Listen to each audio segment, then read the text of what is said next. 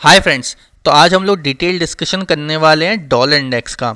आजकल आपने बहुत न्यूज़ में सुन रहे होंगे कि डॉलर इंडेक्स बढ़ गया है इसलिए हम लोग का मार्केट फॉल कर रहा है, या डॉलर इंडेक्स कम हो रहा है इसलिए हम लोग का मार्केट अपसाइड जा रहा है।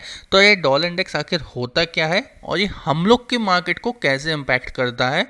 तो चलिए आज हम लोग थोड़ा इसमें इंसाइट लेते हैं डॉलर इंडेक्स के बारे में। जैसे कि आप वर्ड को खुद समझ रहे हो, डॉलर इंडेक्स, तो यहाँ पे जो इंडेक्स वर्ड है, ठीक है, ये नंबर ऑफ स्टॉक से मिलके बनता है। तो हम लोग जैसे कि निफ्टी 50 की बात करते हैं, ठीक है, निफ्टी 50 में क्या है, उसमें 50 स्टॉक्स हैं, ठीक है, तो हम लोग उसे निफ्टी 50 इंडेक्स बोलते हैं। बैंक निफ्टी क्या है, बैंक निफ्टी इंडेक्स में हम लोग के 12 बैंक्स के स्टॉक्स हैं, तो हम लोग उसे क्या कहते हैं, निफ्टी 50 इंडेक्स बोलते हैं, बैंक निफ्टी इंडेक्स बोलते हैं, क्योंकि वहाँ पे नंबर ऑफ स्टॉक्स को हम लोग कंबाइन करके एक इंडेक्स बनाते हैं डिफरेंट डिफरेंट वेटिस पे। सेम डॉलर इंडेक्स में हम लोग 6 करेंसीज को जोड़ के एक इंडेक्स बनाते हैं जो डॉलर इंडेक्स बुलाता है। अब यहाँ पे हम लोग 6 करेंसियों को क्यों जोड़ते हैं, रीज़न आप देखिए, जो 6 करेंसी हैं ये रिस्पेक्टेबल करेंसीज हैं।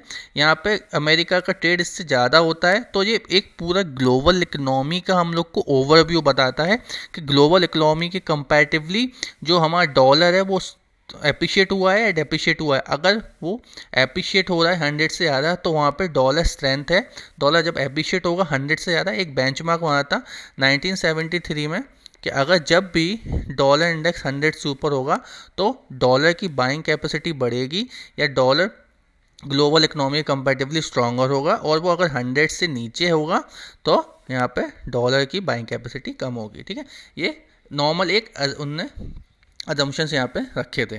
ठीक है, चलिए अब हम लोग जो पैरामीटर्स यहाँ पे बनाए थे इन लोग 100 वाले, ठीक है, अब इनसे ये एक बेसिक्स है। अब हम लोग थोड़ा पढ़ते हैं कि अफेक्ट क्या होता है। ठीक है, अब जैसे कि आपको ये चीज़ समझ में आ रही है कि जो इंडेक्स है, तो यहाँ पे सबसे पहले हम लोग देख लेते हैं वेटेज किसका किसका है।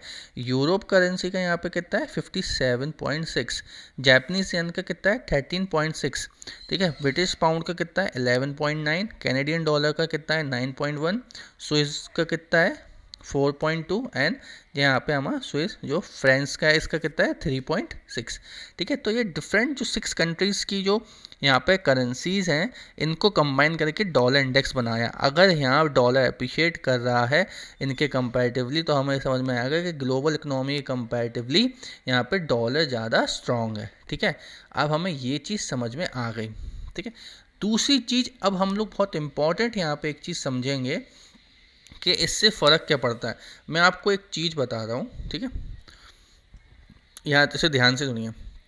अगर डॉलर इंडेक्स डीआई में रिप्रेजेंट कर रहा हूँ स्ट्रांग होगा, ठीक है, तो क्या होगा, डॉलर की बाइंग कैपेसिटी बढ़ेगी और जो वहाँ पे अमेरिकन सिटीजन्स रहते हैं उनकी बाइंग कैपेसिटीज़ बढ़ेगी। ओके, तो जब किसी की बाइंग कैपेसिटी बढ़ रही है, ठीक है, हम लोग का डॉलर जो है वो स्ट्रांग हो रहा है, तो जब वो बाहर से इंपोर्ट करेंगे माल तो उन्हें वो चीज़ सस्ती पड़ेगी। क्यों?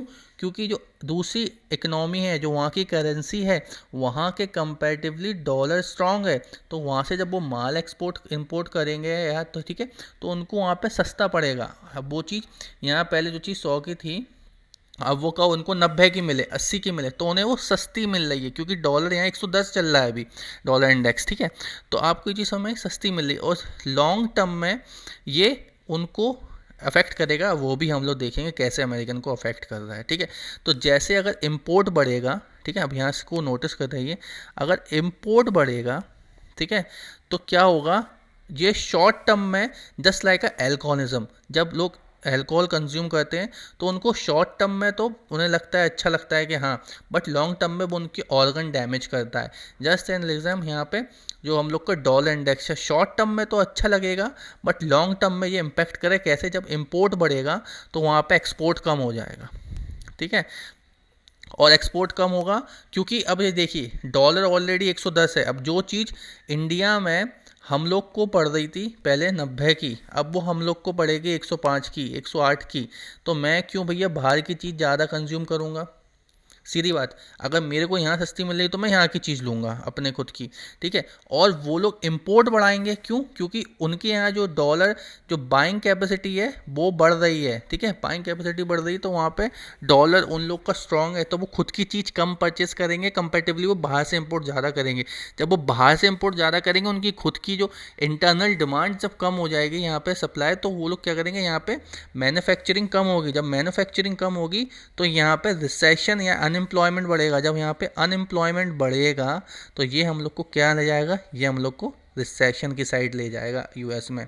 तो अभी आप जब से देख रहे हैं कि यूएस में जब से डॉलर इंडेक्स 100 क्रॉस किया है तो यहाँ पर रिसेशन की चांसेस बढ़ रहे हैं। तो ये सिंपल सा एक कोरिलेशन है कि यहाँ पे अगर डॉलर इंडेक्स बढ़ता है तो यहाँ पे बोलो इंपोर्ट बढ़ता है, एक्सपोर्ट कम होता है, यहाँ पे मैन्युफैक्चरिंग कम होती है। जब मैन्युफैक्चरिंग कम होगी तो यहाँ पे अनएम्प्लॉयमेंट होगा तो वहाँ पे रिसेशन के चांसेस आएंगे। आई होप आपको ये क्लियर समझ में आ गया होगा। बहुत ईजी एंड सिंपल टर्म्स में मैंने आपको बिल्कुल लेमन लैंग्वेज में समझाया। कोई हम लोग यहाँ पे फैंसी बातें नहीं करेंगे, यहाँ सिर्फ इसका यही सिग्निफिकेंस होता है। और आप ये देखिए, अगर जब डॉलर अप्रिशिएट होता है तो हायर ग्लोबल इन्फ्लेशन होता है, क्योंकि जो स्पिल ओवर इफेक्ट होता है, अगर आप खुद देखिए यूएस इकोनॉमी जो है वो एक मदर इकोनॉमी ये बोलते हैं ग्लोबल की, अगर वहाँ पे इम्पैक्ट पड़ेगा तो जो स्पिल ओवर इफेक्ट होता है वो ऑल इकोनॉमी में भी आएगा। सब इंडिया में भी देख रहा है, अनएम्प्लॉयमेंट बढ़ रहा है। और हम लोग यूरोपियन मार्केट में देखें तो वहाँ पे भी दिक्कत हो रही है। फेड क्या कर रहा है, फेड इंटरेस्ट रेट बढ़ा रहा है। क्यों?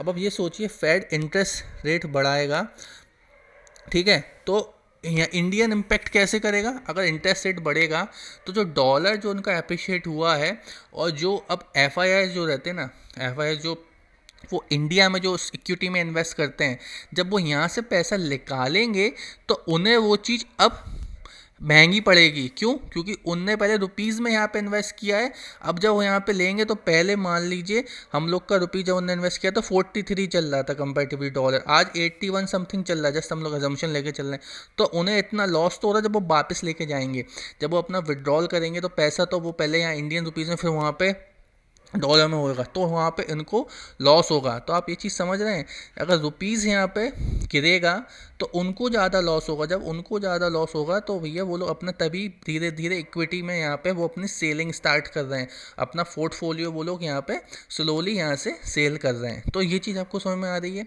तो हायर इंटरेस्ट रेट की वजह से ये होता है, क्रूड ऑयल का राइस बढ़ता है, क्योंकि डॉलर की डिमांड बढ़ेगी तो क्रूड ऑयल भी हम लोग का बढ़ता है। रीज़न कि ये डायरेक्टली प्रोपोर्शनल, जो हम लोग डॉलर की बाइंग करते हैं वो डॉलर, जो क्रूड ऑयल की बाइंग होती है वो डॉलर में होती है, ठीक है। तो आपको ये भी समझ में आया, फेड रेट हाइक और ग्लोबल रिसेशन वाली बात तो हम लोग कर ही चुके हैं। तो आपको ये चीज़ समझ में आ रही है कैसे ये चीज़ डायरेक्टली प्रोपोर्शनल है, ठीक है। तो ये सिंपल सा कंसेप्ट है, ठीक है। तो अब आपको आई होप ये चीज़ समझ में आ गई होगी। बहुत ईजी और लेमन लैंग्वेज में मैंने आपको डॉलर इंडेक्स यहाँ पे समझाया है। ऐसी वीडियो के लिए आप इस चैनल को लाइक करिए, सब्सक्राइब करिए। कोई भी आपको नया कंटेंट चाहिए तो आप प्लीज़ कमेंट करके बताइए, हम लोग नया वीडियो उसमें डालेंगे। Thank you, have a nice.